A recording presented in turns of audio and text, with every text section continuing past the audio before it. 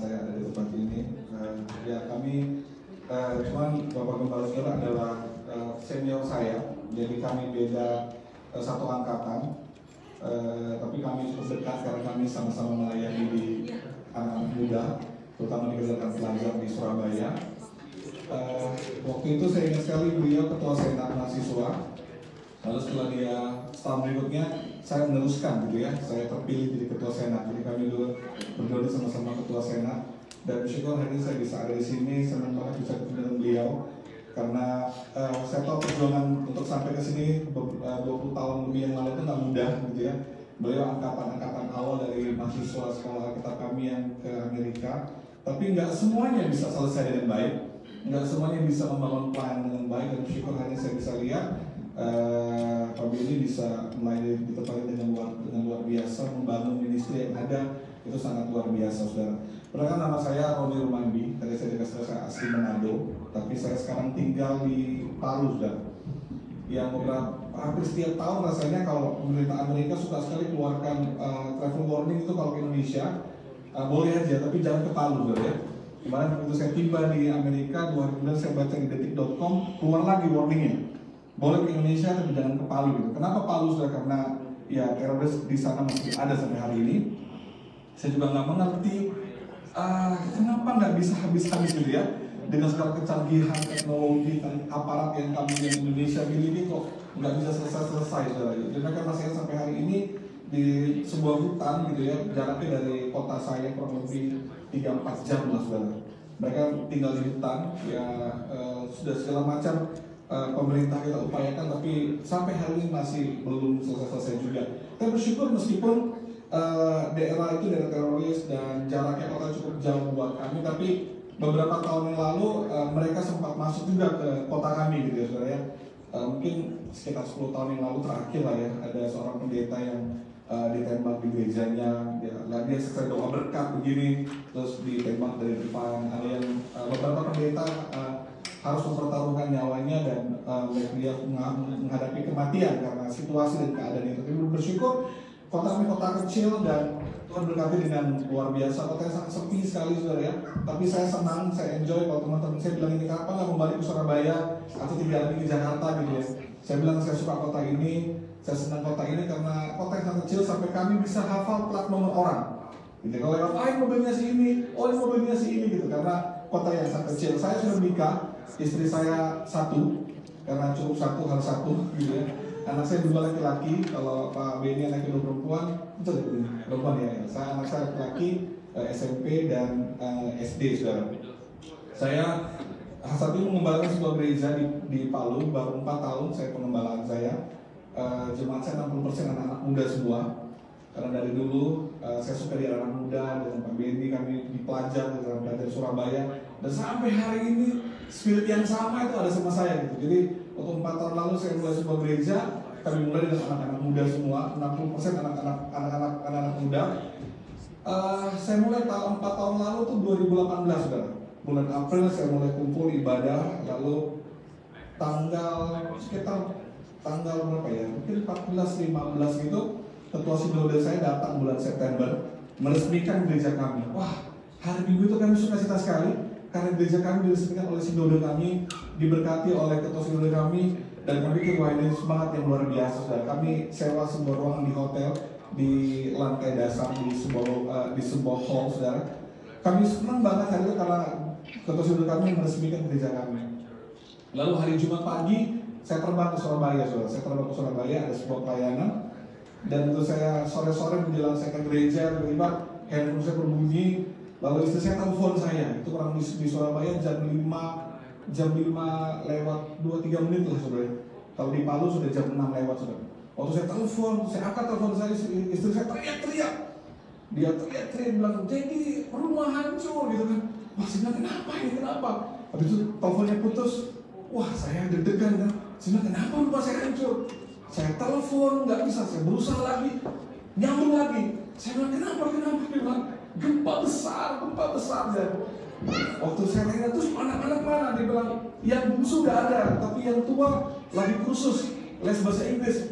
Waduh, saya shock karena sedih. Waduh, kenapa ya ini? Lalu saya putar televisi, waktu diputar televisi dan saya lihat itu, saya lihat 4 tahun yang lalu gelombang tsunami menghantam kota kami sebenarnya. Terus waktu saya lihat gelombang tsunami itu, aduh, ini di daerah mall ini, saya bilang. Saya tahu tempat khusus anak saya nggak jauh dari situ. Terus saya lihat situasi chaos waktu itu, saya telepon semua nggak bisa, telepon istri saya, jemaat semua nggak bisa. Wah, saya panik lah sudah. Akhirnya harusnya KKR jam 7 malam, saya bilang sama teman saya Pak Firmus Edi di Sumurlut, dia bilang ini, sudah pada teman jangan khotbah malam ini, nggak usah khotbah, tenangkan diri dulu gitu. Saya coba tenangkan diri saya itu, dan akhirnya saya coba telepon. Ternyata saya lihat di grup ada 2 nomor handphone yang aktif di situ. Saya coba telepon, saya bilang gini, kayak ada anak muda, saya pakai nomor handphone XL itu, yang hanya XL yang bisa. Lalu saya bilang, tolong cari istri saya dan cari anak-anak saya di mana sudah. Dan sampai tengah malam mereka keliling kota karena mati lampu, handphone nggak bisa aktif, dan situasi kacau waktu itu. Jadi sampai kurang lebih jam 11 malam baru saya bisa ngobrol sama istri saya, dan saya tanya gimana anak-anak. Puji Tuhan, anak-anak selamat semua. Rumah gimana sih? Udah jangan tanya rumah dulu, begitu. Saya belum tahu rumah karena seperti apa, karena gelap gulita, kami nggak berani pulang, kami ada di lapangan terbuka, kami harus tidur di lapangan malam itu. Saya tanya, jemaat gimana? Dia bilang, pokoknya jemaat yang ada di rumah kalau mereka mau doa sore, semuanya tidak apa-apa, selamat. Tapi jemaat yang lain kita belum tahu. Akhirnya malam itu saya berdoa, saya bilang, Tuhan besok saya mesti pulang Palu. Saya nggak tahu bagaimana caranya saya mesti pulang. Kebetulan kami waktu dari Palu itu ada rombongan gitu ya, dari Surabaya, ada acara besar juga di Surabaya. Jadi semua teman-teman telepon, pendeta gimana kita bisa pulang ya? Saya bilang saya nggak tahu, tapi saya akan coba besok. Puji Tuhan di gereja yang sama khotbah itu ada satu jemaat, dia tentara, sudah di angkatan laut, dia marinir. Dia bilang, Pak Pendeta saya akan bantu, Pak Pendeta besok bisa pulang. Kita pagi-pagi subuh-subuh kita ke Bandara Juanda, kita ke angkatan udara. Jadi subuh-subuh saya ke angkatan udara, kami nego sampai jam 12 siang. Negosiasinya apa? Supaya saya bisa ikut dengan rombongan marinir, dengan rombongan angkatan udara juga untuk terbang ke Palu siang itu. Nggak bisa karena yang berangkat harus tentara semua. Sampai telepon jenderal di Jakarta minta tolong. Saya bilang saya harus berangkat, please saya harus berangkat. Akhirnya puji Tuhan saya berangkat, saudara. Saya berangkat. Mereka bilang kita mendarat di Makassar karena bandara patah, jadi kita nggak bisa mendarat. Saya sudah siap dengan saya. Tiba-tiba udah 2 jam di udara. Saya bilang gini, sama tentara, saya bilang, Pak, kenapa kita belum mendarat ya? Dia bilang sepertinya pilot ini akan coba mendarat di bandara. Saya bilang nekat pilotnya gitu ya. Karena ternyata saya baru tahu sudah, ternyata menara itu, tower itu tuh rubuh sudah, waktu pas gempa itu tower itu rubuh. Ada satu anak Tuhan yang menjadi martir di situ sudah. Jadi dia yang kasih arah-arah untuk pilot itu terbang sudah. Jadi waktu pas gempa besar itu ternyata pesawat Batik Air itu sudah mau take off saudara. Dan semua teman-temannya itu udah turun semua lari. Anak muda ini bertahan di menara itu karena dia tahu kalau dia tidak kasih arahan, pesawat itu pasti celaka saudara. Pasti celaka. Karena dia yang kasih kode di kecepatan berapa dan di mana dia harus segera terbang saudara. Dan akhirnya begitu dia selesaikan pesawat itu, begitu pesawatnya terbang dan gedung itu runtuh dan dia mati di situ. Saya ketemu dengan pilot Batik Air itu, pilot itu tinggal di rumah saya selama gempa. Waktu dia kembali lagi dan dia cerita betapa Tuhan itu luar biasa sekali sudah menyelamatkan mereka satu pesawat itu. Akhirnya saya tiba di Palu dan saya cari keluarga saya ketemu dengan keluarga saya semua, saya bisa anak saya sehat dan saya mulai cari jemaat kami saudara. Ya itu kami kehilangan beberapa orang jemaat, ada 3 keluarga yang hilang sampai hari ini kami tidak menemukan mereka karena terseret tsunami.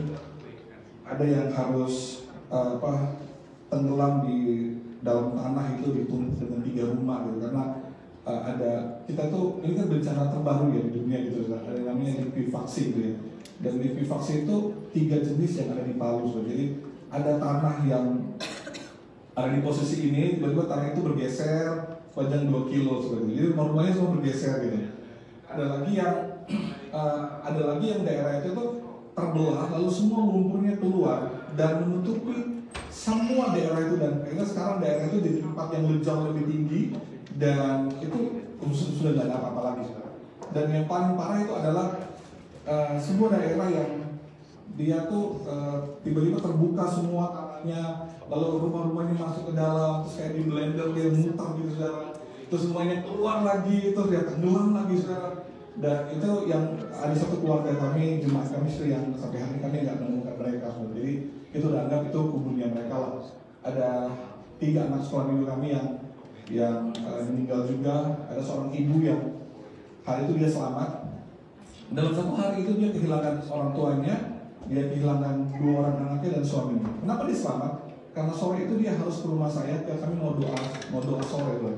Karena kita mau doa puasa, dia pergilah ke rumah. Dan dalam perjalanan ke rumah itulah situasi terjadi dan dia harus kehilangan keluarganya dan dia sendirian hari ini. Ya dari situ kami mulai membangun gereja. Untuk saya pikir kami ibadah di rumah, di tenda. Saya ingat sekali kami tinggal 20 orang duduk di tenda dengan celana pendek. Kami doa hari Minggu itu dan saya bilang gini, jadi Tuhan gereja ini cuma 5 bulan aja nih. Kami baru mulai, terus hotel yang kami sewa itu rata dengan tanah, dan semua alat musik, aset gereja itu habis semua, kita nggak punya apa-apa lagi. Dan saya bilang Tuhan, masa gereja ini cuma 5 bulan dari bulan April, Mei, Juni, Juli gitu kan, terus yang sampai September aja, terus kita harus selesai sampai di sini aja gitu. Tapi kami tetap waktu itu doa dan saya bilang sama jemaat semua, ayo semuanya coba cari tempat untuk mengungsi karena situasi yang agak chaos dan kacau pada waktu itu saudara. Perampokan di mana-mana, penjara di mana-mana, ATM dirampok karena situasi sudah kacau, tentara, polisi udah nggak bisa tonton lagi. Tapi kami bersyukur bahwa kalau hari ini saya bisa cerita sama saudara, saya mau katakan kepada saudara bahwa semua yang Tuhan izinkan itu terjadi buat hidup kita, itu pasti ada kebaikan Tuhan di dalamnya. Selalu ada kebaikan. Kita pasti menemukan kebaikan Tuhan dalam situasi yang terburuk sekalipun, saudara. Sekalipun. Waktu itu kami kehilangan, kami nggak tahu mau bikin apa lagi. Tapi sampai hari ini di tahun keempat, saya baru saja ulang tahun gereja. Sehari sebelum saya berangkat, kami ulang tahun gereja yang keempat. Saya lihat jiwa-jiwa, saya lihat apa yang Tuhan kerjakan. Saya cuma bisa bilang Tuhan itu baik. Tuhan itu baik. Dan apa yang gereja ini sedang sampaikan kepada jemaat tentang tuah yang besar, saya bilang kepada saudara, tuah yang itu memang sedang terjadi hari ini, katakan amin saudara. Itu sedang terjadi hari-hari ini. Enggak mudah melewatinya saudara. Karena setelah 2018, tahun 2019 kami coba bangkit lagi saudara. 2019 itu kami pindah-pindah gedung gereja. Itu sampai 8 kali pindah tempat saudara. Dari tenda, pindah di rumah, pindah di hotel. Tahun 2020 kami mulai punya sebuah ruko yang kami sewa selama 5 tahun. Wah semangat nih, 2020 Januari kami mulai ibadah. Tiba-tiba bulan April kami harus online karena COVID-19. Wah itu berat, bebannya luar biasa. Situasinya nggak mudah saudaraku. Tapi ini yang sebenarnya kepada saudara. Kalau kita sering dengar di Indonesia sedang ada sebuah berita besar tentang gelombang kegerakan Pentakosta gelombang ketiga, betul ya Pak Belian? Itu sedang kami gaungkan hari ini, kita sedang berdoa untuk kegerakan Tuhan yang besar. Dan saya bilang kepada saudara begini, bahwa kegerakan itu sedang terjadi hari-hari ini. Lawatan Tuhan yang besar itu sedang terjadi hari-hari ini. Ini masa penuaian besar untuk gerejanya hari ini. Di tengah situasi yang tak mudah sekalipun. Nah saya ingin saudara kita mau belajar bersama-sama. Kita mau belajar sama-sama apa yang sedang Tuhan kerjakan saudara di dalam gereja Tuhan di hari-hari ini. Nah kegerakan Pentakosta gelombang yang ketiga ini luar biasa. Gereja mulai buat gerakan doa.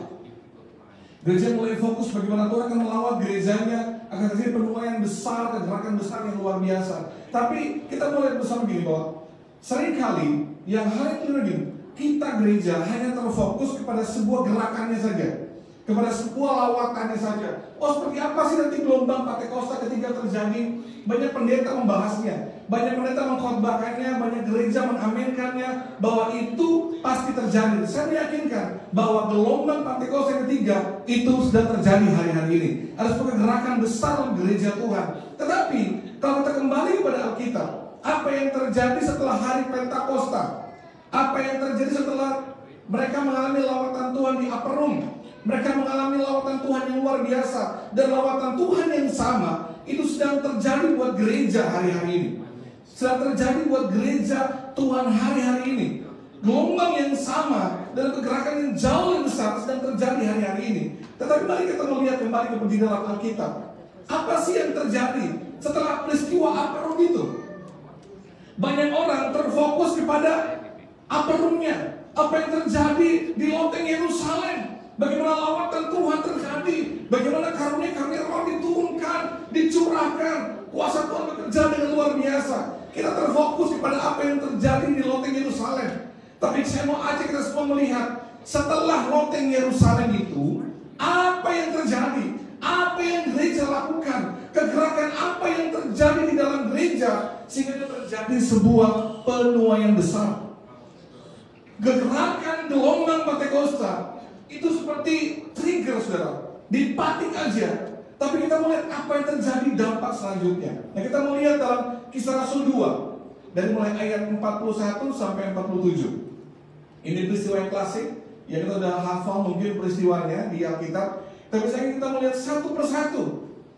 Apa sih yang terjadi setelah Pentakosta itu? Jadi jangan hanya terfokus pada karunia-Nya, kepada peristiwa Pentakostanya, kepada lawatannya saja. Tapi kita melihat apa yang gereja lakukan, apa yang terjadi di dalam gereja, apa yang dilakukan oleh gereja setelah peristiwa di Upper Room itu. Kisah Rasul 2 ayat 1 kata begini. Orang-orang yang menerima perkataannya itu memberi diri dibaptis, dan pada hari itu jumlah mereka bertambah kira-kira 3.000 jiwa. 3.000 jiwa. Perhatikan kata-kata ini, saya suka dengan kalimat awalnya. Orang-orang yang menerima perkataannya. Menerima perkataannya. Seperti bayangkan 3 tahun lebih Yesus pelayanan dengan segala mujizat yang spektakuler. Orang mati bangkit, lumpuh berjalan, tuli mendengar, saudara. Orang buta bisa lihat. Tapi ada berapa banyak orang yang bertobat hari itu?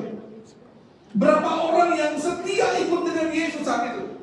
12 muridnya dan beberapa pengikut tambahan pada waktu itu.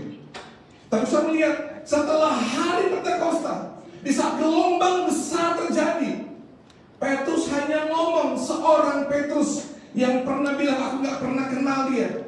Tiba-tiba waktu Petrus bicara, kita bilang ini, orang-orang yang menerima dia. Saya harus menangkap ini dengan baik. Di saat kegerakan Pentakosta sedang terjadi, gelombang besar itu sedang terjadi, Tuhan sedang menjamah banyak hati untuk mudah mendengar dan menerima berita Injil. Ada banyak hati yang mudah disentuh oleh kuasa Tuhan. Ada hati yang sedang terbuka hari-hari ini. Lalu di manakah gereja? Apa kita hanya akan diam-diam dalam gereja kita untuk menyembah Tuhan saja? Itu nggak ada yang salah buat itu. Kita hanya berdoa dan menikmati bahasa roh dan penyembahan kita? Nggak ada yang salah dengan itu. Tapi apakah hanya di situ? Hei, sudah di luar sana orang-orang hatinya sedang disentuh oleh Roh Kudus. Pentakosta yang terjadi, ada hati yang sedang dilembutkan oleh Roh Kudus hari ini. Dan soal lihat gini ya, waktu Pentakosta terjadi, fokusnya itu enggak hanya tentang karunia, tapi tentang pertobatan jiwa-jiwa. Jumlah mereka bertambah kira-kira 3.000 jiwa, saudara. Enggak ada yang salah, kita senang dengan ibadah yang penuh dengan Tuhan. Senang dengan ibadah yang ada lawatan Tuhan yang luar biasa. Tapi kita mesti ingat, saudara, selain ada ibadah yang luar biasa, kita harus tahu ada jiwa-jiwa yang harus kita jangkau. Gelombang Pentakosta ini, saudara, kita harus tahu bahwa sekarang pertobatan sedang terjadi. Tanpa sadari ada orang-orang di luar sana yang diam-diam dia sedang mengalami Tuhan, yang diam-diam dia sedang menemukan Tuhan, tapi dia nggak tahu dia mesti ngomong sama siapa, dia mesti bicara sama siapa. Karena ada begitu banyak gereja bersembunyi dalam tembok-tembok gerejanya, menikmati karunia Roh Kudus, menikmati lawatan Tuhan, sampai lupa bahwa ada jiwa-jiwa di luar sana yang perlu dijamah, yang perlu diberitakan Injil. Mereka harus tahu bagaimana Tuhan. Dan kita, saya saudara jemaat, kita harus berani untuk menyatakan Kristus kepada dunia ini. Kita harus berani menyatakan Tuhan kepada mereka di luar sana yang hati mereka sedang terbuka dengan Injil. Lalu mereka sedang butuh ada orang-orang yang datang sama mereka dan menyaksikan kebaikan Tuhan yang luar biasa. Karena waktu peristiwa di loteng Yerusalem, api Pentakosta menjamah mereka. Petrus dan teman-teman itu gak diam-diam di situ, saudara. Kita di sini aja kumpul-kumpul nikmati lawatan Tuhan, kita kumpul-kumpul nikmati api Pentakosta, kita nikmati karya-karya Roh Kudus, bahasa yang Tuhan sudah berikan. Enggak, saudara. Alkitab bilang mereka keluar. Mereka mulai beritakan Injil. Mereka mesti sampaikan Injil kepada mereka. Mereka mesti nyatakan tentang Tuhan kepada orang lain. Dan mereka ditambahkan 3.000 jiwa waktu itu. Gereja Tuhan, ini saatnya orang di luar tembok gereja kita, orang di marketplace, teman sahabat kita harus menemukan Tuhan lewat hidup kita semua. Amen. Saya nggak bilang tiba-tiba sudah besok keluar dari gereja ini dan pulang ke rumah, dan mulai besok tiba-tiba saudara dia ketemu orang bilang, "Shalom, kamu tahu Tuhan baik sama kamu." Tiba-tiba saudara ke rumah, pulang, keluar dari rumah bawa Alkitab, lalu saudara mulai menginjil kepada orang. Saya nggak bilang itu. Kalau sudah melakukan silahkan, tapi nggak harus seperti itu. Tapi waktu saudara sedang bekerja, ada di komunitas saudara, berbicara dengan orang, dan sudah bisa menyatakan tentang kebaikan Tuhan di hidup saudara, sudah menjadi kesaksian lewat perkataan, perbuatan saudara, itulah penginjilan buat hidup saudara. Ini waktunya sudah menjangkau mereka di luar sana. Ini waktunya kita pergi kepada mereka dan menyatakan Yesus buat hidup mereka. Lewat siapa? Lewat kita. Kita akan bilang, Tuhan nyatakan dirimu kepada mereka. No, mereka harus melihat Yesus lewat hidup kita. Orang-orang di luar sana harus menemukan Yesus lewat hidup saudara. Mereka mesti menemukan Yesus lewat perkataan hidup saudara, lewat perbuatan hidup saudara, lewat seluruh hidup saudara. Mereka bisa lihat, oh, ini loh orang Kristen, ini loh anak-anak Tuhan. Kehidupannya, perbuatannya benar-benar menyatakan Yesus. Orang di luar sana harus lihat Yesus lewat hidup kita. Terutama orang-orang yang di dalam rumah kita dulu. Kita nggak usah bicara orang yang ada di luar rumah kita atau di luar gereja kita. Tapi kita mulai orang-orang yang ada di dalam rumah kita dulu. Apakah suami kita, apakah istri kita, apakah anak-anak kita, apakah orang tua kita bisa melihat Yesus dalam hidup kita. Itu penting sekali. Karena begitu banyak orang berusaha menyatakan Yesus bagi dunia ini, tapi dia lupa menyatakan Yesus buat orang-orang di dalam rumahnya dulu. Seharusnya istrinya bisa lihat Yesus dalam hidup dia, dalam hidup seorang suami. Seharusnya seorang suami bisa lihat Yesus dalam kehidupan istrinya. Harusnya anak-anak menemukan Yesus lewat kehidupan orang tuanya. Itulah penginjilan yang paling efektif.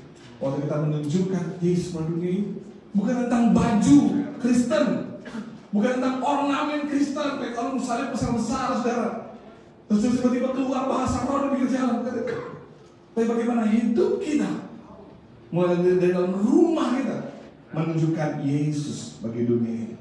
Hari ini ada banyak hati yang sedang terbuka karena wafatan Tuhan. Dan ini waktunya saudara, kita nyatakan Tuhan buat hidup mereka. Mereka bisa lihat, oh ini loh kehidupan Yesus.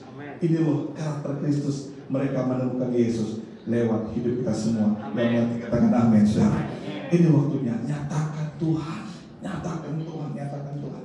Tahun ini gereja saya, keluarga seprofisi yang besar, reach out untuk mulai menjangkau luar dari anak sekolah minggu sampai jemaat dewasa. Saya sedang push mereka, dorong mereka, ayo reach out, ayo jangkau jiwa. Saya bilang minimal tahun ini satu orang harus bawa satu orang datang ke gereja, temui mereka, ajak mereka doa, bantu kalau mereka susah, saudara. Dan saya sedang melihat gerakan sedang terjadi. 2 minggu lalu tuh pasca gitu saya bilang sama guru sekolah minggu, ayo buat event anak-anak yuk. Kami nggak buat di gedung besar, saudara, kami buat di halaman parkir aja. Pasang tenda di situ dan saya bersama anak-anak, ayo ajak teman-teman kalian, ajak teman-teman kalian kumpul. Nanti minggu depan tanggal sekian kita buat event pasca. Waktu saya datang dan saya, wah, saya kaget saudara. Ada anak sekolah minggu kami kurang lebih hampir 100 lah anak sekolah minggu saudara. Dan hari itu yang terkumpul, karena kami hitung dari setiap label yang ditaruh di tangan anak-anak, itu ada 240-an saudara. Wah, saya bilang untung semuanya cukup, snacknya cukup semua. Luar sampai kumpul dan saya punya sangat luar biasa. Dan saya mulai tanya, terutama anak saya dulu, saya bilang, kamu ada bawa jiwa nggak? Ada Dedi, teman-teman sekolah saya panggil. Mereka mulai bawa teman-teman sekolah mereka untuk datang di ibadah saudara. Itu luar biasa. Saya melihat sebuah kegerakan Tuhan sedang terjadi. Ada hati yang sekarang sedang dilembutkan oleh Tuhan untuk mulai dijangkau. Dan ini waktunya kita menyatakan Kristus bagi dunia ini. Katakan amin. Ayat 42. Mari lihat apa yang terjadi di dalam gerakan Pentakosta. Mereka bertekun dalam pengajaran rasul-rasul dan dalam persekutuan, dan mereka selalu berkumpul untuk memecahkan roti dan berdoa. Lawatan Pentakosta, lawatan Tuhan yang besar, itu selalu menghasilkan kerinduan dalam hati jemaat untuk belajar firman dan di dalam pengajaran. Gereja Tuhan di awal-awal, mereka tuh melalui Pentakosta, itu mereka punya kerinduan yang besar untuk belajar firman. Kita perlu belajar firman hari-hari ini. Perlu balance, keseimbangan antara berdoa dan firman. Perlu keseimbangan di mana kita dengan pengajaran yang benar dan dengan doa yang luar biasa.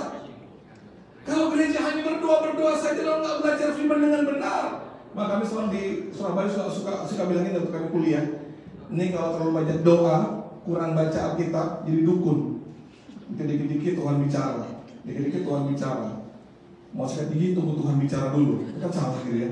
Dikit-dikit Tuhan bicara, mau sebegini Tuhan bicara. Saya percaya Tuhan bicara, semua orang yang terpercaya Tuhan bicara, tapi nggak melulu semua hal dengan suara Tuhan. Masa kamu ke toilet harus tunggu suara Tuhan dulu, kan nggak gitu sih.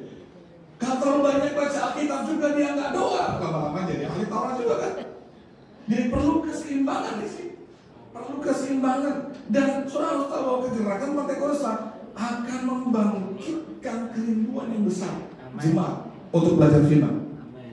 Untuk saudara belajar firman, kita perlu punya pengajaran yang kuat. Kita perlu punya pengajaran yang luar biasa. Nah, saudara perhatikan di sini ya, dikatakan dalam pengajaran rasul dan dalam persekutuan, dalam persekutuan.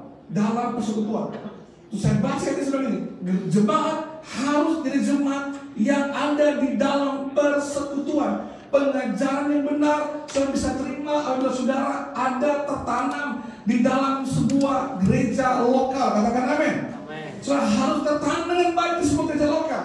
Kalau saudara tahu di sini Tuhan tahu saudara, tertanamlah di sini agar saudara menerima makanan yang sehat, makanan yang benar.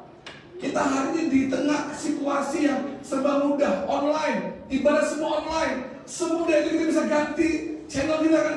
Pengen ikut ibadah gereja ini, pengen ikut ibadah gereja ini.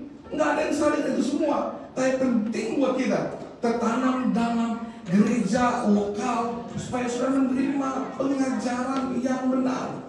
Pengajaran yang benar penting di hari-hari ini.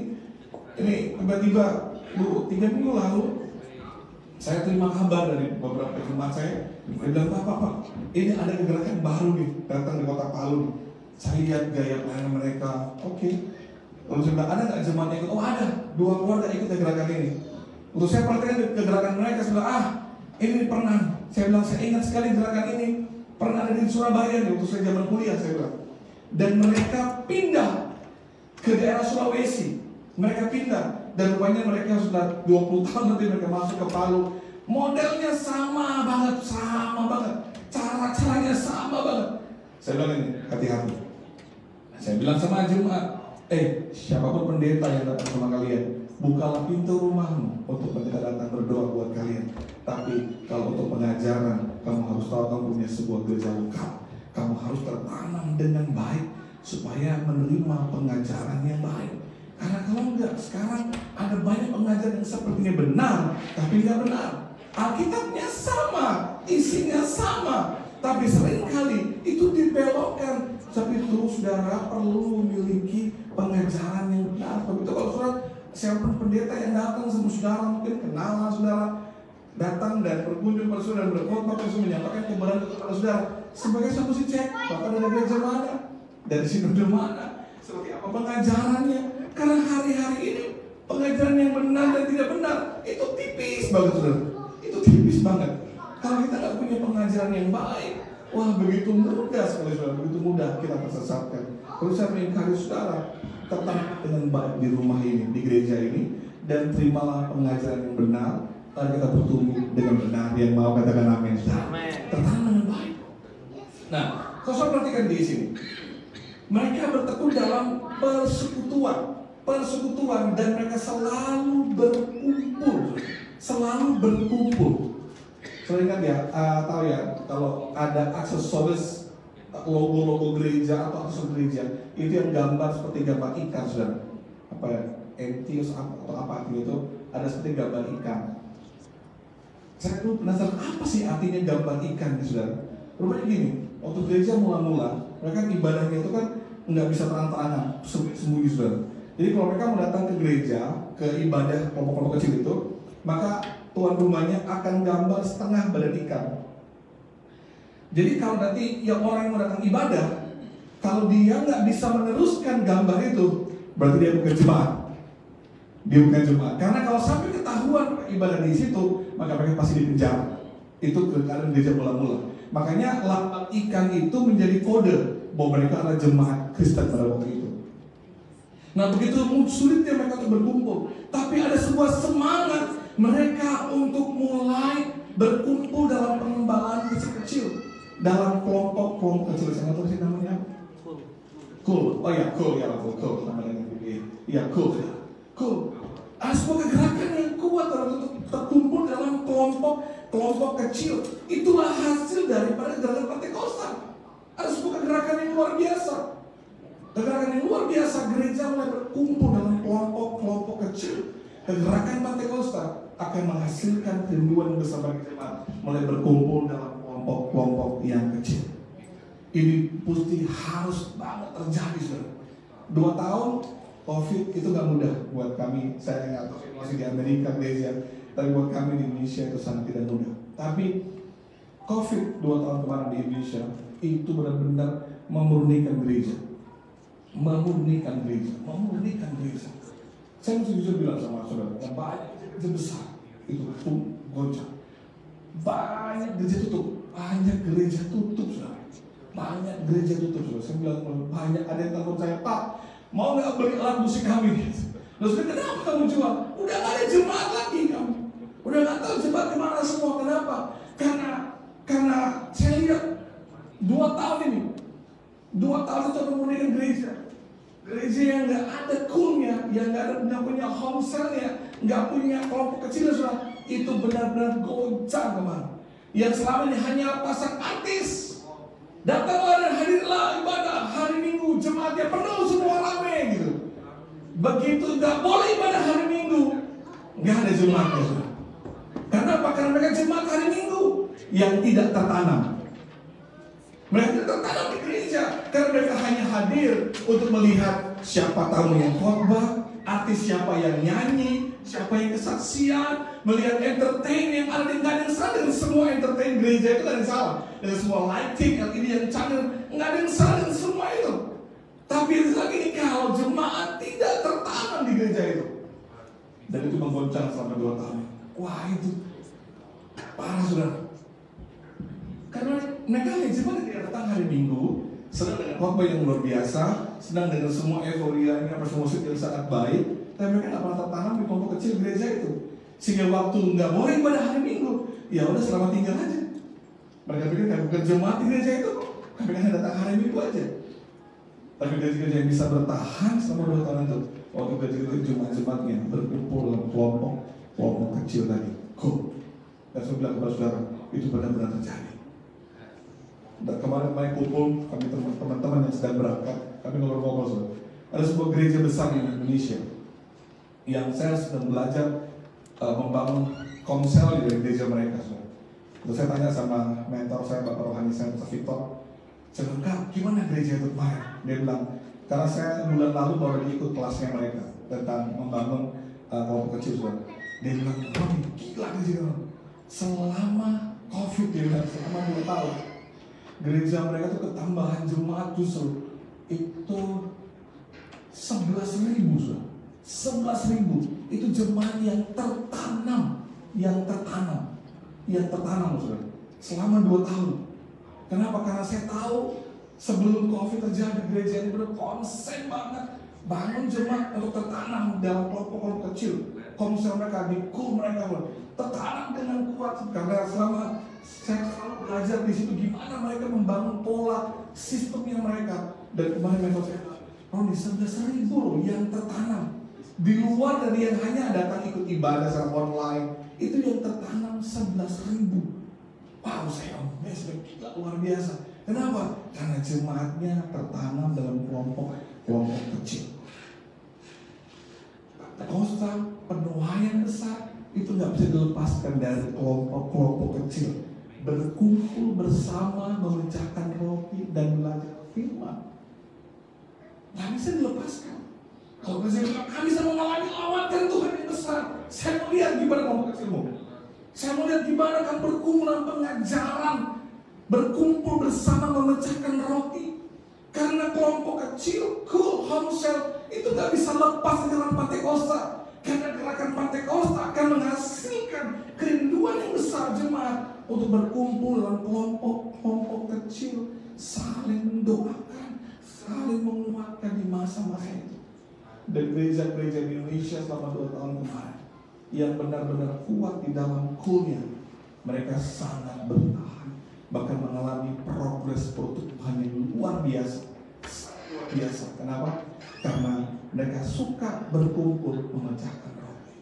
Kan ibadah nggak boleh di gedung seperti ini. Ya di rumah kan bisa kumpul 2-3 orang.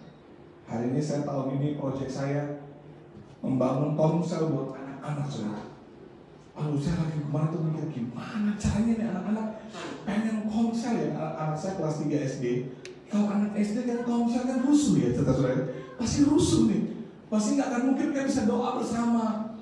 Ada kemarin saya tanya sama anak saya, kalau saya suka main futsal, saya suka ikut. Saya bilang, Given, kamu suka main futsal? Iya, saya suka Dedi. Saya bilang, coba panggil teman-teman kamu main futsal gitu. Dia panggil teman-teman sekelasnya dia yang usia 4, yang kelas 4, kelas 5 gitu kan. Ayo bang, wah senang aku futsal. Saya panggil salah satu pemain futsal di gereja kami. Temu laki mereka. Siap kak, saya mau. Oke. Saya duduk, saya sewakan lapangan. Tiap Kamis sore anak-anak panggil main, tapi sebelum main doa bersama. Habis main kamu buat kelompok kecil, buat kumpul kecil-kecil beberapa orang, lalu mereka buat home cell dan mulai dikerjakan. Wah sedang anak-anak sudah. Sampai lagi nih kalau anak-anak yang agak gede dikit, apa ya saudara? Yang buat mereka bisa kumpul kadang-kadang. Zaman gini anak-anak remaja udah kumpul, ayo kita doa nyembah Tuhan, itu susah banget saudara. Kalau bilang ayo kumpul main game pasti rame. Jadi, apa yang saya mesti buat? Saya panggil beberapa anak-anak kami yang suka main game, anak saya juga suka main game yang tertentu. Sebenarnya kalian kan suka main game. Anak saya bilang iya ini menyenangkan sekali. Nanti ya mereka main game PUBG lah, apa itu Free Fire lah, apa semua. Saya bilang oke. Saya keluar budget, saya bilang buat namanya e-sport. Kalau kita di Palu e-sport ini, karena Pak Jokowi sudah buat jadi sebuah pertandingan resmi buat Indonesia dan buat dunia juga Olimpiadnya itu sudah ada sudah. Saya bilang kita buat e-sport ya, kumpulin semua anak-anak yang suka main game. Saya kasih wifi yang paling terbaik di gereja, kumpul aja di gereja, nggak usah di mana-mana, kumpul di gereja. Terkumpullah mereka hampir 30 orang. Saya bilang tapi harus tertanam dalam home cell. Kalau saya namanya home cell, kumpul home cell. Tertanam dalam home cell, kumpul ya kalian main game. Nanti bisa share situ, ngobrol situ, baca firman situ, doa sama-sama, dan mereka mulai kumpul sana. Saya pakai sekarang saya nggak tahu caranya seperti apa bisa kumpulkan mereka. Dan ternyata game menyatukan hati anak-anak remaja waktu itu. Mereka suka dengan game. Dan mereka kumpul aja, yang penting daripada orang tua pusing kan, anak saya di mana? Oh lagi di sini main game, di sana main game. Sekarang orang tua tahu anak di mana main game? Di gereja. Nggak apa. Tapi saya bilang awasi, karena gamers Indonesia terkenal, dia kotor banget sudah. Wah kalau nonton mereka lagi lahir kan, wah caci maki, saya buat aturan, berani caci maki, kamu kasih keluar dari komunitas itu. Nggak boleh marah-marah, nggak boleh maki-maki orang, nggak boleh bully orang. Dan mereka diajari kebenaran, mereka diajari firman. Akhirnya anak-anak yang dari luar gereja mulai datang ke situ, mulai kumpul sama-sama di situ. Saya aja ngobrol, kamu wah kita senang kalau di sini Pak, soalnya difasilitasi sama gereja. Daripada mereka kumpul di luar sana. Ada orang tua bilang, wah Pak Gembala ini mulai sesat ya. Anak-anak yang game, saya bilang, hei kau pilih mana? Anak-anak main di luar sana, kamu nggak tahu dia bergaul sama siapa? Atau dia kumpul di dalam gereja? Ada pentornya di sini, jaga mereka, awasi mereka, dan mereka ada di dalam gereja. Semua pilih mana? Anak kamu di luar sana nggak tahu bergaul sama siapa, atau dia ada dalam gereja.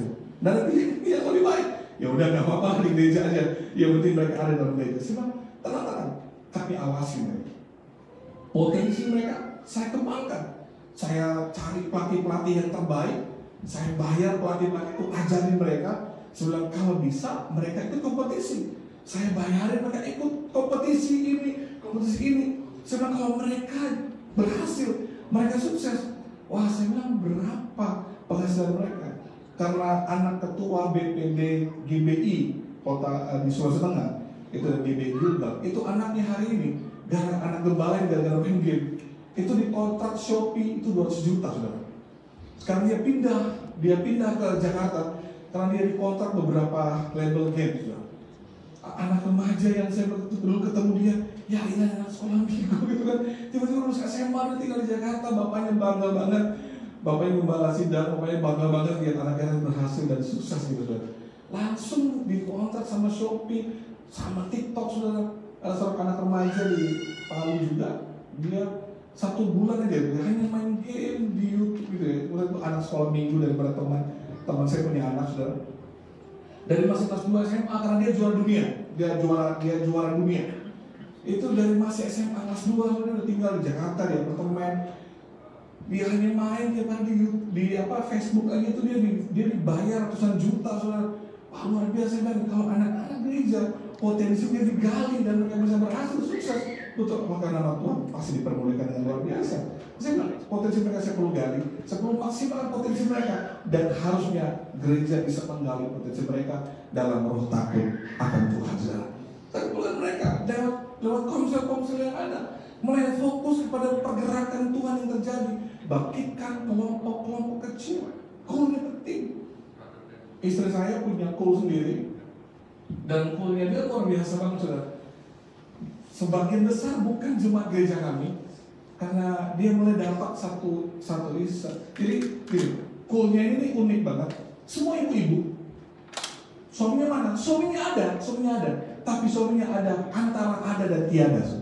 Susah tangkapnya, antara ada dan tiada. Jadi suaminya ada yang udah ninggalin keluarganya lah, ada di rumah, tapi belum perempuan lain lagi. Jadi ini ibu-ibu yang single mother, tapi suami masih ada semua. Itu kumpul di homestay istri saya. Itu saya layani mereka, dan bertumbuh dengan luar biasa. Sehingga dia mengajak teman yang lain yang sependeritaan dengan dia gitu kan, satu pergumulan juga. Bisa gitu ya, orang yang satu pergumulan itu suka ngumpulnya bareng gitu. Ayo kamu ikut sama kita. Saya nggak ke gereja, kita di gereja kok, cuma di rumah kok kita terkumpul dengan mereka. Ada seorang anak muda di gereja kami, dia belum menikah, cewek, umurnya 30-an, dan dia mulai bangun komunitas dia, dan itu berkumpul dan puji Tuhan banget. Hampir semua mereka akhirnya berjemaat saudara. Siapa? Itu bukan kalau istri saya itu keluarga yang suaminya itu udah nggak tahu di mana. Yang satu ini kelompoknya adalah anak-anak cewek-cewek yang hamil di luar nikah, cowoknya nggak mau tanggung jawab, gitu kan. Pokoknya mereka belum menikah, tapi udah punya anak sudah. Dan terkumpul di satu komunitas. Mulai satu orang dilayani, mereka bilang, kamu ikut sama kita aja. Kalau di kita, kamu gak terintimidasi kok. Karena kadang-kadang kan, apa kita di Indonesia, orang kan kepo banget ya. Kalau datang ke gereja, loh papanya mana, gitu kan? Kok belum nikah udah ada anaknya, gitu kan? Orang luka ya mau masuk gereja, gitu kan? Kok rese banget sih? Gitu. Akhirnya mereka nggak mau ke gereja, mereka malu ke gereja karena anak mereka nggak punya statusnya, gitu kan? Dan kayak mulai jangkau mereka lewat komunitas.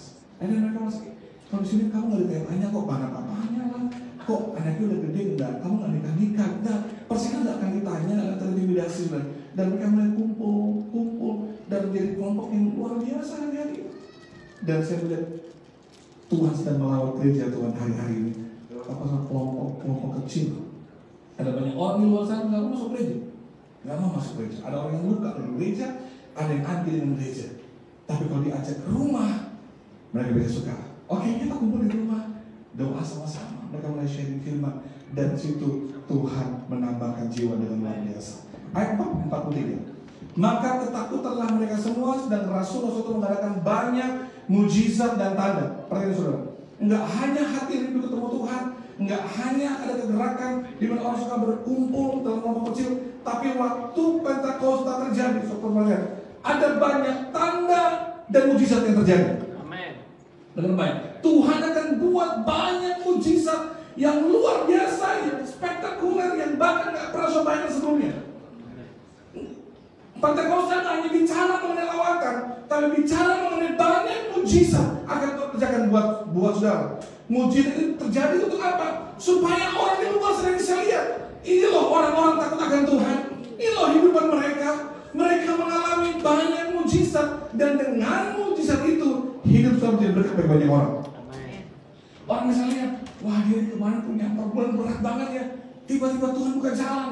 Mereka tanya, kok bisa ya kamu kepada alam ini? Ya itu karena Tuhan baik sama saya. Ayo kamu ke gereja sama-sama dengan saya. Lewat setiap banyak mujizat, pertolongan Tuhan lewat hidup saudara, itulah jalan penginjilan mulai Tuhan bukakan. Selalu diberkati dan menjadi berkat banyak orang. Katakan amin.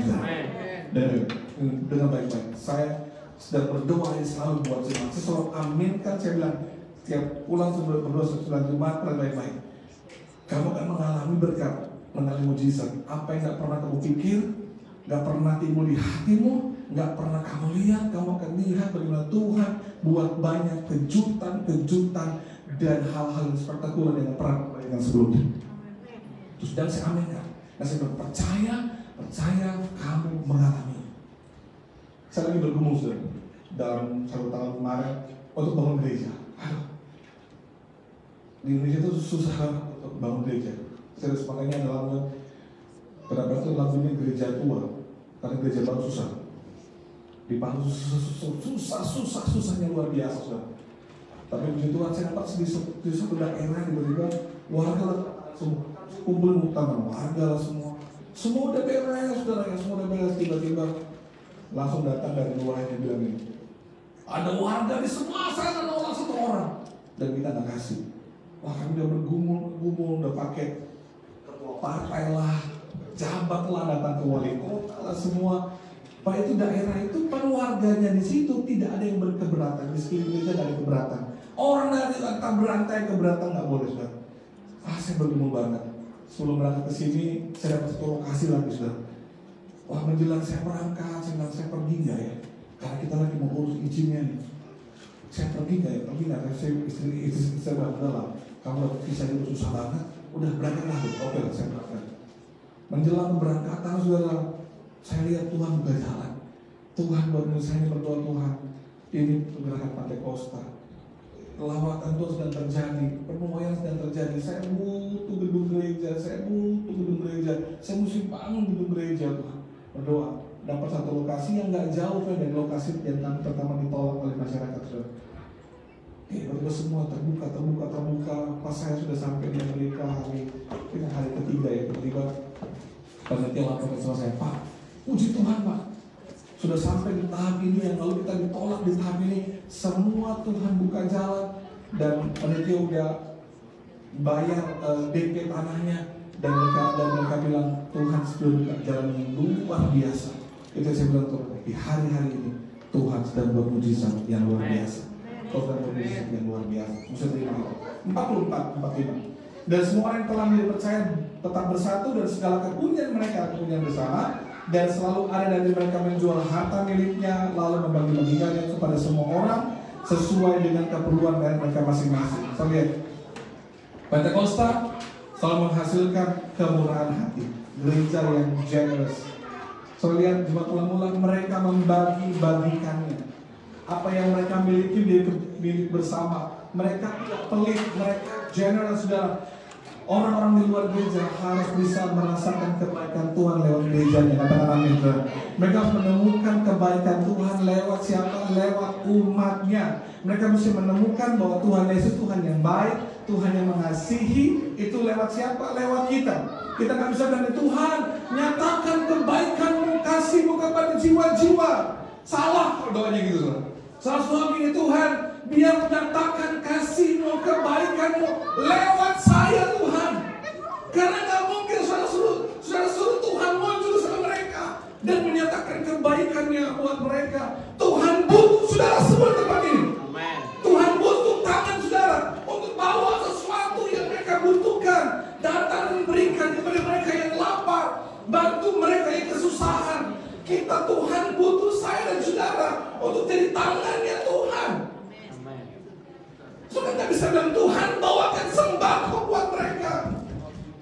Mari berdoa, Tuhan jadikan saya berkat ya Tuhan buat mereka. Biar saya beri tangannya Tuhan buat mereka. Berkati saya Tuhan. Alkitab bilang ini, Tuhan memberikan benih kepada pendabur. Katakan amin. Tuhan beri benih pada pendabur. Kalau saya ingin menabur, Tuhan kasih benihnya di tangan saudara. Harus berdoa, Tuhan pakai saya Tuhan. Berkati yang saya kerjakan dengan tangan saya, supaya saya jadi berkat bagi orang lain. Gerakan Pentakosta menghasilkan hati yang generous, yang mau bantu orang, yang mau tolong orang, biar mereka merasakan kebaikan Tuhan lewat hati kita. Jemaat harus tahu, Tuhan berkati saudara. Ada namanya benih, ada yang namanya roti. Roti itu yang harus nikmati, harus habiskan. Benih itu sudah harus tanam. Makanya banyak orang yang hidupnya gak enak, karena benihnya dimakan juga. Rotinya dia tanam kembali.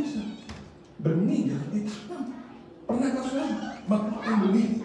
Beli benih itu di toko sendiri, terus makan benihnya. Aneh ya kalau orang makan benih.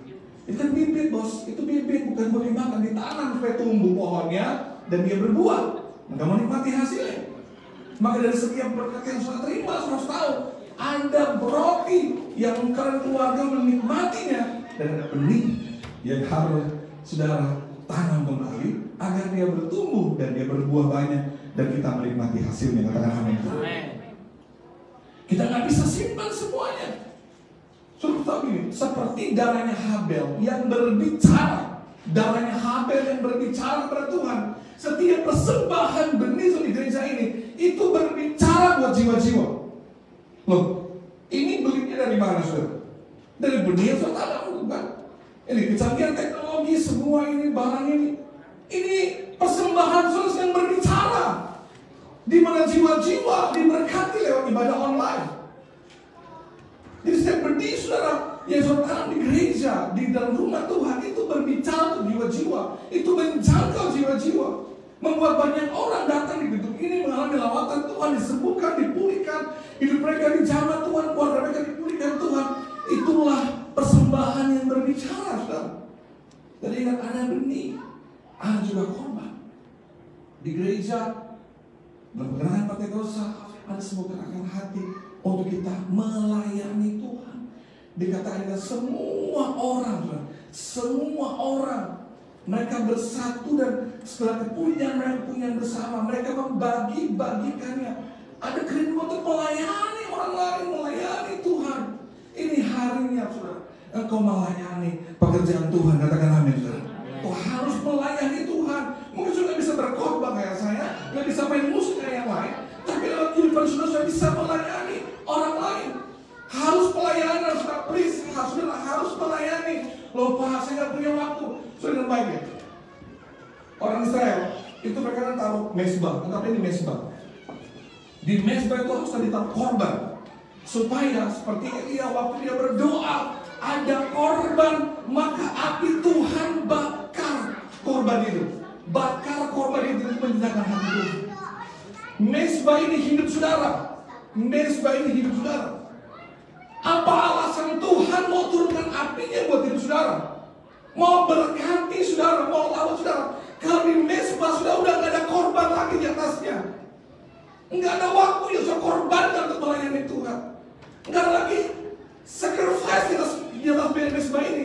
Nggak ada lagi alasannya Tuhan mau lawat turunkan apinya. Sudah tahu kenapa gereja ini Tuhan bisa lawat? Ada hadirat Tuhan karena ada orang-orang yang mau berkorban, datang pagi-pagi urus ini semua. Saya bilang sama Ajeng, kalau kami pagi juga mau ibadah gitu seperti pagi mau. Saya bilang sama, kenapa Tuhan lawat ibadah kita hari ini? Ada satu orang anak remaja, dia naik motor 20 km jam 6 pagi subuh-subuh dia naik motor, hanya sampai di gereja. Dia hospitality, dia mengatur semua kopi, teh, snack untuk semua volunteer. Sudah ada hampir 40 volunteer yang melayani. Dia datang pagi-pagi, dia siapin semua. Dia naik motor dengan resiko, dia bisa ditabrak, kecelakaan, kedinginan, dia bisa jatuh. Dan dia nggak terima pika 1 rupiah pun, tapi dia berkorban lewat pagi-pagi. Itu korban dan sebesarnya dia. Pokoknya orang-orang yang berkorban di gereja ini, itu alasan Tuhan turunkan apinya. Kalau kita udah gak punya korban apa-apa lagi, kita hanya duduk di gereja, ibadah, nggak ada yang kita lakukan untuk pekerjaan Tuhan. Apa alasan Tuhan mau turunkan apinya buat saudara? Kalau mesbahnya kosong, gak ada api. Seorang anak rohani saya, di awal perencanaan gereja, wah dia luar biasa. Dia berkorban luar biasa, luar biasa. Pelayanan, waktunya, semua luar biasa. Semua luar biasa. Waktu gempa, 3 bulan kami bantu banyak orang. Kami buka posko kesehatan, bantuan dia terlibat. Saya selalu bilang sama mereka, setiap korban di atas mesbahmu, itu datangkan api Tuhan berkati hidupmu. Wah, dalam 2 tahun Tuhan berkati dan luar biasa. Sangat luar biasa diberkatinya. Sampai dia bilang, sorry Kak, saya punya waktu lagi untuk pelayanan. Oke, gak apa-apa, kamu ke gereja ya. Iya Kak, soalnya saya mesti kesini, mesti meeting ini. Tiba-tiba setahun kemarin, udah gak muncul lagi di gereja. Saya bilang, ingat Tuhan. Saya bilang, di mesbahmu udah gak ada korban lagi. Gak ada waktu kamu lagi datang untuk sungguh-sungguh pelayanan. Tuhan gak lihat kamu pagi-pagi bangun, mesti ke pelayanan. Kamu tiba-tiba mesti kerja ini, tapi kamu korban waktu untuk pelayanan. Itu kan korban di mesbahmu. Hati-hati. Nanti Tuhan udah gak punya alasan lagi untuk turunkan apinya buat mesbah hidupmu. Kamu udah gak ada korban lagi. Terus saya ingatin. Tapi terus alasannya sama, sorry Kak, saya begini, saya bilang, kamu bisa main sepeda gitu pagi. Tapi kamu gak bisa ke gereja. Gitu, apalagi pelayanan. Saya nonton nggak yang di film di Netflix itu yang orang Israel itu yang cowok yang itu banyak perempuan yang habis ratusan juta, ya dia bodohi perempuan itu dengan cinta dan segala macam dan tertipu lah saudara. Nah ini filmnya terjadi di hidup anak rohani saya, tapi kebalik, dia korbannya. dia korbannya. Padahal 1 bulan yang lalu tuh saya dengan istri saya, anak-anak saya liburan ke Bali karena kami sekeluarga habis kena COVID itu ya, bulan Februari ya. Lalu anak-anak saya bilang, Dedi kita butuh healing, kalau malah kita ke Bali ya. Terus saya ke Bali, saya ketemu dengan dia dan calon istri dia bilang, Kak kenalin Kak sama istri saya. Saya bilang, ambil di luar gereja yang saya nggak kenal dia siapa dan di mana. Ya namanya anak-anak ya dia udah datang bawa sama kita kayak ini, udah itu. Sebenarnya saya baru kenal dengan perempuan itu. Setelah 2 minggu kemudian, saya lagi di Toraja, saya ditelepon sama sahabat teman saya. Dia bilang, Pastor, wah bah, kasihan nih anak ini kenapa? Wah habis duitnya semua. Perempuan yang dia baru kenal sudah itu menguras semua keuangan dia ratusan juta habis sudah. Dan perempuan itu hilang begitu aja tanpa jejak, meninggalkan banyak hutang, dan hari ini harus berhadapan dengan kepolisian karena rekeningnya dia dipakai oleh perempuan itu untuk transaksi yang tak berguna. Dia telepon Kak gini Kak, saya bilang, yaudah kembalilah ke jalan yang benar. Semua yang dia usahakan habis seketika. Saya bilang karena Tuhan tak menemukan alasan yang dia lagi untuk turunkan api yang mesbah karena nggak ada korban lagi. Saudara, setiap pelayanan saudara, jabat tangan sama jemaat di situ, ambil waktu di ruang doa buat gereja ini, buka pintu rumah untuk ada kul di dalamnya, itu korban saudara. Penyanyi di mimbar ini, bantu beresin kursi gereja, mengerjakan banyak hal di gereja ini, bantu keuangan gereja, itu korban di atas mesbah hidup saudara. Dan Tuhan lihat korban itu, kan dia air mata saudara. Harusnya saya lagi butuh banget, tapi Tuhan gerakkan hati saya harus menabur. Itu korban di atas mesbah. Itu yang buat Tuhan turunkan berkat yang luar biasa. Waktu saya mau sudah pengen bangun gereja ini, hati saya tersentuh. Tiba-tiba kami doa puasa kemarin baru selesai, tanggal 21 kemarin selesai Fest 21. Kedua anak saya yang paling tua yang SMP bilang, Dedi ini PS 4-nya saya mau kasih buat gereja, karena dulu mau bangun gereja. Wah, saya bilang terima kasih. Ada korban lagi dari sebuah hidupnya dia. Dan saya bilang, kalau itu ada korban dari sebuah hidupnya dia, maka saya tahu dia akan diberkati Tuhan yang luar biasa. Saya nggak suruh dia. Tiba-tiba dia ikut puasa, duduk 1 hari, antar ke sekolah. Saya bilang, kenapa kamu nggak mau botol minum ya? Saya puasa dia. Loh, kamu puasa? Iya, saya mau puasa. Menjelang selesai dia bilang, ini PS 4-nya saya mau kasih buat Tuhan untuk bangun gereja Tuhan. Untuk bangun gereja, dia mau bangun gereja. Wah, bisa hari itu saya bilang, Tuhan terima kasih. Ada korban di atas mezbah, dan korban itu yang menyenangkan hati Tuhan. Yang terakhir, ayat 4-7, dengan bertekun dengan sehati mereka berdoa tiap-tiap dalam bait Allah. Mereka mencetak roti masing-masing sampai bergiliran dan makan bersama-sama gembira dan dengan tulus hati sambil memuji Allah, dan mereka disukai semua orang. Dan tiap-tiap hari Tuhan menambah jumlah orang yang diselamatkan. Kita lihat Pentakosta selalu menghasilkan hati yang rindu akan rumah Tuhan. Mereka suka kumpul di rumah Tuhan. Mereka suka menyembah. Mereka suka memuji ada di hadirat Tuhan. Saya belum pertama kali ketemu sama anaknya atau gembala, sudah gembala, tapi saya selalu suka lihat mereka nyembah di Facebook gitu ya, sesuai dengan nama gereja ini, National Worship. Gereja suka menyembah Tuhan. Soal itulah Pentakosta.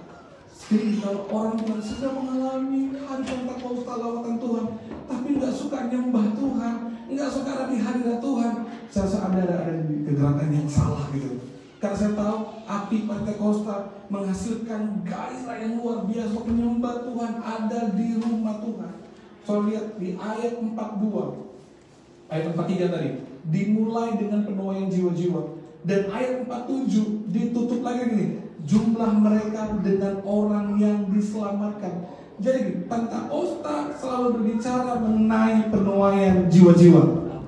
Dibuka dengan 3.000 orang bertobat, ditutup dengan tiap-tiap hari Tuhan menambah jumlah mereka. Dan 10 tahun dipercaya dengan baik, waktu gereja mengalami penuaian, hidup saudara pun akan mengalami penuaian yang besar. Saudara percaya, karena apa yang terjadi di rumah ini, di gereja ini, terjadi di hidup saudara. Karena saudara ada di tempat ini. Waktu satu ladang disiram dan bertumbuh, saudara, pasti semua dalam satu yang sama, ladang yang sama, menerima air yang sama, pupuk yang sama, mengalami pertumbuhan yang sama, dan penuaian yang sama. Kenapa? Dalam satu ladang yang sama. Soal di ladang Tuhan di gereja ini, kalau gereja diberkati Tuhan dengan banyak mujizat dan penuaian, saudara pun akan mengalami penuaian yang besar. Amin. Kalau diberkati Tuhan yang luar biasa, dari sebuah tujuan, hidupmu menjadi berkat. Semua amin kepada saudara bahwa Pentakosta sudah terjadi. Dan semua amin kepada saudara, apa yang ayat ini sampaikan itu benar-benar terjadi. Benar-benar terjadi. Saya bisa singkat kemuliaan nama Tuhan. Semua ayat yang kita baca tadi saudara, itu saya praktekkan, itu saya lakukan. Dan saya bersyukur. COVID itu gak mudah.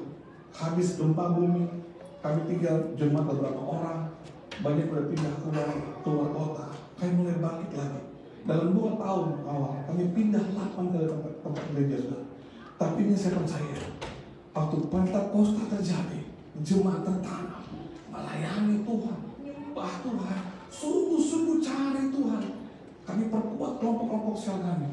Ini kemuliaan Tuhan luar biasa. Selama saya ini yang data yang saya dapat, ini data dari November 2020 sudah, dari November 2020 sampai Desember tahun kemarin sudah. Itu ada orang yang ibadah di kami, jemaat baru yang baru, jemaat baru dan jemaat lama yang ibadah sama-sama kami. Itu kami dapat nama semua ini. Itu ada 377 sudah. Dan bersyukurnya ada 221 orang, 60% dari jemaat baru yang tertanam dan sekarang mereka ada di kelompok sekarang mereka masing-masing. Selama COVID, itu selama COVID, 221 jiwa, dan tiap minggu Tuhan kasih jiwa baru. Minggu lalu ada 18 orang jiwa baru. Saya tanya, berapa yang tertanam? Ada 5 orang. Puji Tuhan, gak apa-apa saya bilang. Ya tiap minggu ada jemaat baru. Yang minggu kemarin, yang barusan saya belum report lagi. Tapi saya mengaminkan bahwa Pentakosta sedang terjadi. Pentakosta sedang terjadi. Mereka sedang menuai jiwa kelompok-kelompok kecil sudah. Mereka sedang menuai. Terakhir kemarin saya panggil, saya mau doakan semua kelompok kecil. Saya bersyukur hari ini di gereja kami ada 22 kelompok kecil, 22 komsel kuliah ada. Dan itu mereka bergerak luar biasa, mulai menginjil, doa, penyembahan. Dan saya bilang, apa yang kita katakan 2 tahun yang lalu, ini benar-benar terjadi dan sedang terjadi. Dan kalau gembala punya kerinduan yang besar untuk penuaian jiwa, semestinya menangkap visi dengan baik, tangkap dengan baik, dan kerjakan dengan luar biasa, dan alami apa yang alami jemaat awal mula. Saudara melihat, enggak hanya gereja yang diberkati Tuhan, hidup saudara pun diberkati Tuhan yang luar biasa. Ini sedang terjadi. Apa yang disampaikan sedang kami alami hari ini, sedang kami alami dengan luar biasa. Tuhan sedang bekerja dengan luar biasa, membuat penuaian jiwa-jiwa dengan luar biasa. Amin. Firman Tuhan. Mari kita berdoa.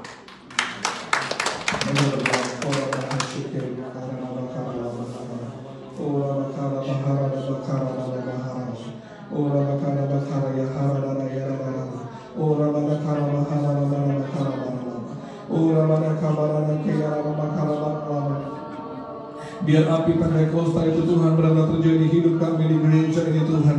Biar api menyala di tempat ini Tuhan. Kau melihat ada korban di tempat ini, ada korban di atas mesbah Tuhan, ada korban di tempat ini Tuhan. Oh biar api memelahap setiap korban yang ada Tuhan. Oh rabataka shekel wehara ya karana. Oh rabakara la mahara la bakara. Oh rabakara ya la bakara la mahara la. Oh rabarabakara la la. Tuhan biar api Pentakosta-Mu Tuhan melawat setiap kami. Ada kerinduan yang besar di dalam hati kami. Kembalikan cinta yang mula-mula, kembalikan api-Mu Tuhan. Cinta mula-mula Tuhan, cintakan hadirat Tuhan, cintakan jiwa-jiwa. Kobarkan kembali Tuhan, kobarkan kembali Tuhan, kobarkan kembali. Mari bahkan berdiri saudaraku, mari bahkan berdiri, mari sembah dia, sembah dia dalam roh shikarabara bakaraba. Oh rabara. Biar ada api Tuhan yang kembali nyalakan, berkobar kembali hati kami. Oh rabara shikarabara bara. Oh rabara bara. Oh rabara bara. Mari berdua tangan di hadirat Tuhan. Mari alami Tuhan, mari rasakan Tuhan. Bukan apa kata orang, tapi kau mesti mengalami Tuhan sendiri. Bukan dengan kesaksian orang, kau harus mengalami Pentakosta sendiri. Oh rabara shikarabara.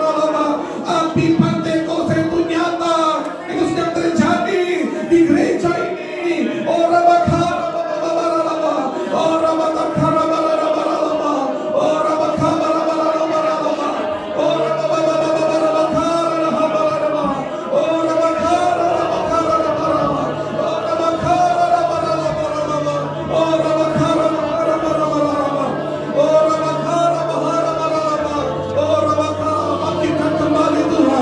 bangkitkan api dalam hidup kami, bangkitkan manusia roh kami Tuhan, bangkitkan